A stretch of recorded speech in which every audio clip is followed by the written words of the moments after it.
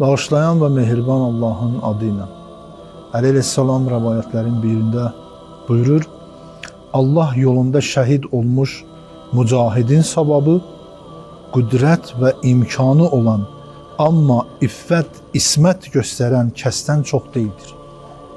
Yəni, hər kəsin əlində imkan varsa, qüdrəti varsa, iffətsizlik eləməyə heç bir maniyə yoxdursa, iffətini və ismətini saxlayırsa, onun savabı Allah yolunda cihad eləyib şəhid olanın savabından daha çoxdur.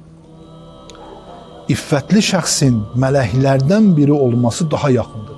Yəni, iffətli şəxs cəmiyyət mühitin pak qalmasına, iffət mühitinin, əxlaq mühitinin pak qalması üçün çalışan, cəhd edən kəsin savabı şəhidlərin savabından üstün və özünün məqamı mələklər məqamı qədər ucadır.